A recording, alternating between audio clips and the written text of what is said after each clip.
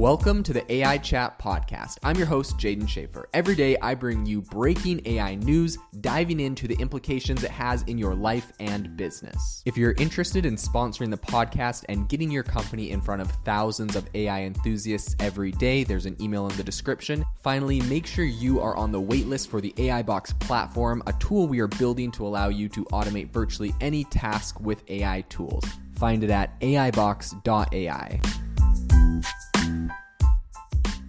Have you ever wanted to start your own podcast? I record and publish podcasts on a platform called Spotify for Podcasters, and I absolutely love it. Essentially, you can upload from your phone or computer, and it distributes to every platform that plays podcasts. They support video podcasts, and you can make money on the platform with ads or even podcast subscriptions, something that has made my life so much easier as a podcaster. So if you're interested, I highly recommend you give it a try. You can download the Spotify for Podcast app, or go to spotify.com/podcasters to get started on your podcast today. Today on the podcast, we're going to be talking about some alarming new studies saying that humans cannot detect deepfake audio. We're going to be talking about AI that is trained to listen to the sound of you typing and be able to detect what you are typing. And then we're going to be talking about a new patent that Apple just filed to be able to pretty much receive bio data from your Airpods. So without further ado, let's jump into these three stories. So, essentially, I think what's really interesting here is with AI, there's a lot of incredible advancements, but at the same time,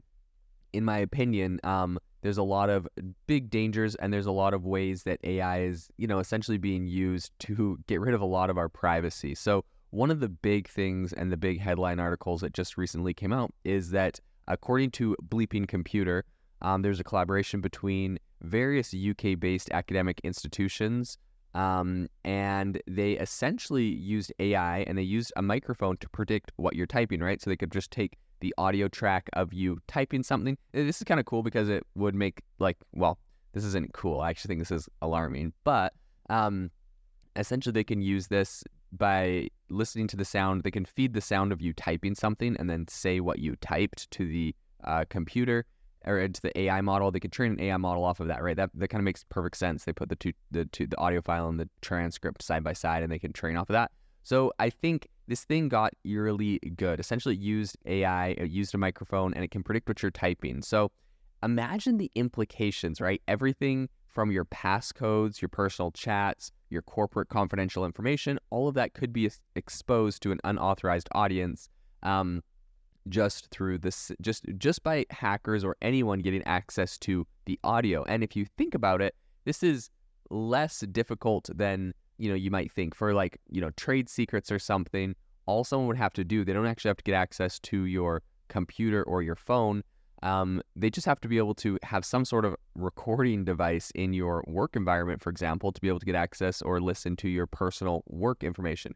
You can imagine where let's say there's a notable tech company, Google, and some competitor, or, let's say a Chinese counterpart firm that would like some sort of trade secrets.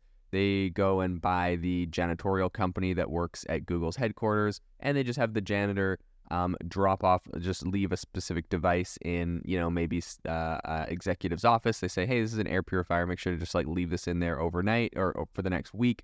Then collect it and bring it back to us in a week.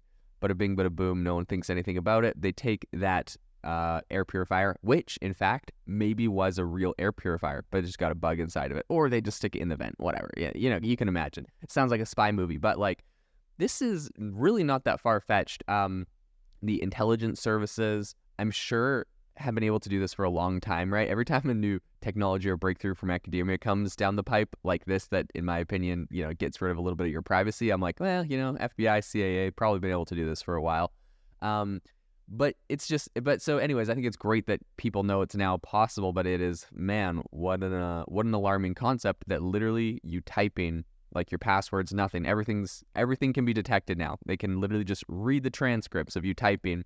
I wonder what ways people will try to get around this, if they try to type funny or, anyways, I don't think it's going to work. So it's interesting because there are other options, right? People do, really, there's voice to text or typing. That's how you get stuff in. You can type stuff on your phone, turn the clicks off on your phone. It's going to be interesting.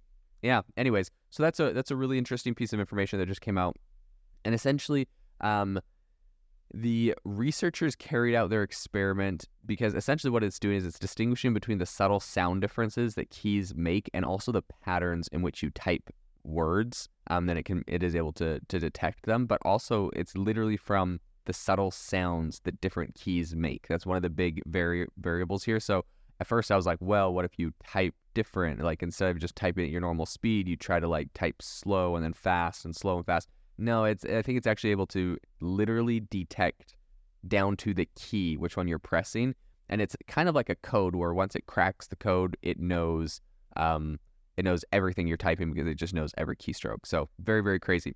In any case, researchers carried out their experiment on MacBook Pro, and they caught audio snippets from approximate iPhone.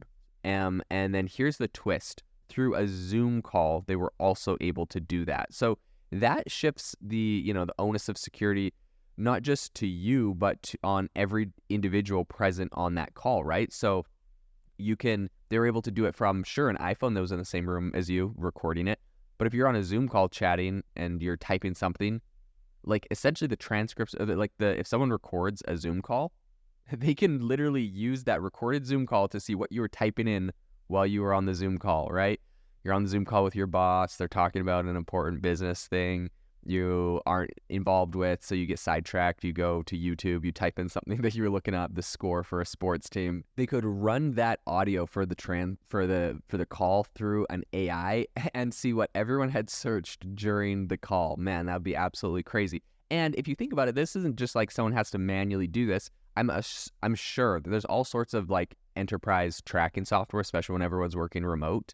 I'm sure there will be enterprises, there will be software, there will be companies that essentially have, enterprise monitoring where it's like if people are doing stuff they're not supposed to, people get notified, and it'll all just be through like your Zoom calls and I don't know, other stuff. It's crazy. I'm sure like most enterprise, they're tracking your laptop and everything on it anyways, but yeah, it's just crazy, and it's an interesting concept that everyone should definitely be aware of, that it's now possible. So segueing into the other study I mentioned earlier, I think what's really interesting, there was a study out of the University College London, and it essentially said that humans are not very good at distinguishing real speech from deep-faked content. So across English and Mandarin, participants could accurately identify a synthetic, AI-generated deepfake voice 73% of the time, which means that almost over 1 in 4 instances,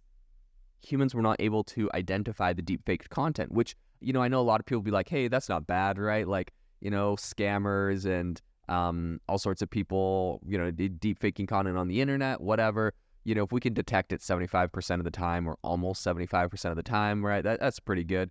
But I think what's really important here is we know that the quality is only going to improve, and this is an area that is constantly evolving. And so if we've already lost 25% of our detection and being able to understand this, I think it's a slippery slope to it's 90% undetectable. It sounds exactly like the person we know, the person we're used to, and there's a lot of implications.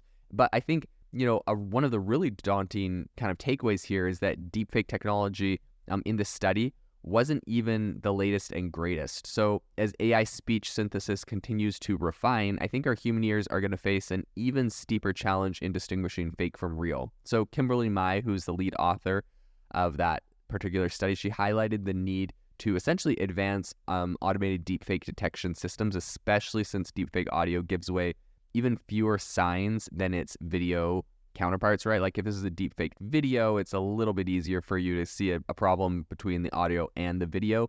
But when it's just audio, I think humans really struggle a lot of the time. So interestingly, the study found that participants' intuition played a significant role. Often terms, they used words like naturalness or robotic, and that was what essentially drove their decision-making into picking the human voice or the non-human voice.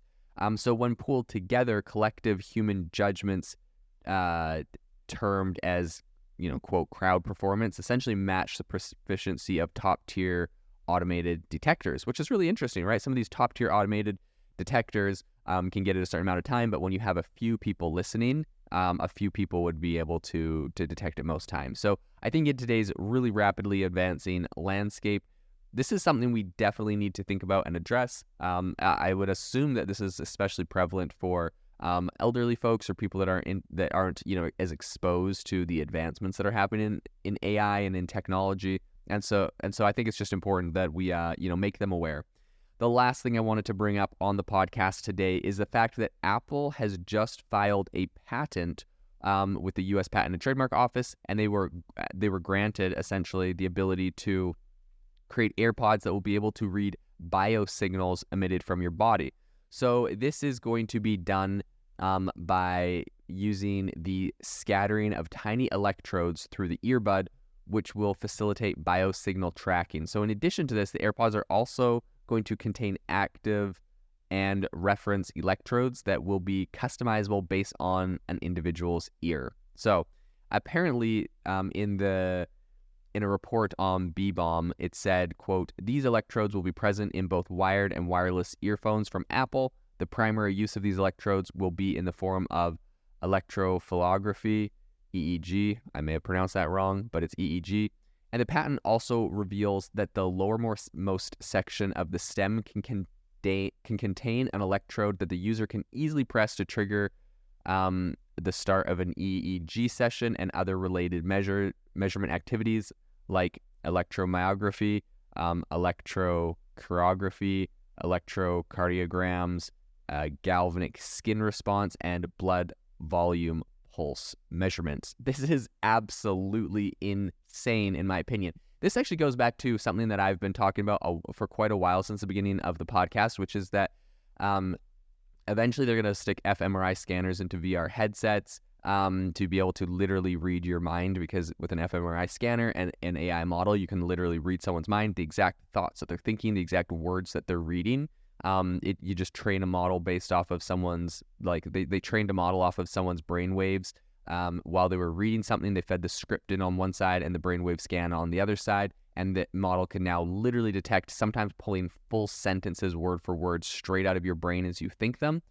They can pull video and images as you imagine them out of your brain, and use something like Stable Diffusion to generate it at a fairly highly accurate level.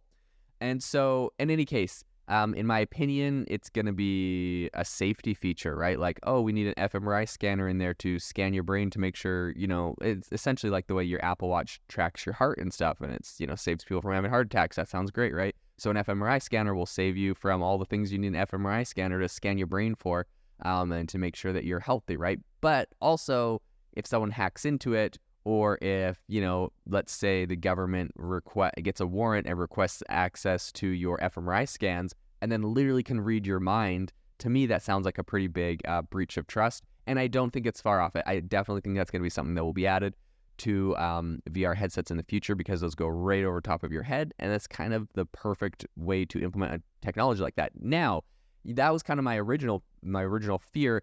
But where I think this probably goes is it gets to a point where your AirPods and your earbuds will probably be able to read your mind at some point. And it sounds like so conspiracy, so tinfoil hat, so crazy. But I almost can guarantee in my lifetime, and probably sooner than later, your AirPods will be able to be an fMRI scanner that can read your mind. And there may also be other technology that is getting introduced. There was a lot of tech that Apple's already working on integrating. And then I just think it's crazy that they're already doing it in these AirPods. It'll be even easier for like an fMRI scanner, for example. It'll be a lot easier with over-ear headphones, where it's actually has a band that goes over the top of your head. That'll be a lot easier for an fMRI scanner, something like that. These AirPods would definitely be a little bit of a engineering feat. I think it's going to get there. I think they're going to be able to do it, and I think it's going to be absolutely insane. So that is all for today on the podcast. This is definitely areas that we're going to be following, from audio to visual to all sorts of areas in essentially hacking and tricking the human mind with AI. There's a lot to be aware of. So that's what my goal is today, is to bring you awareness on what is currently happening, so you know and can take necessary precautions. I mean, it's crazy. There's a lot of implications. I would love to hear your thoughts on this and how you think this is some implications I may have missed. Feel free to share those on our Facebook group. But otherwise, have a great day.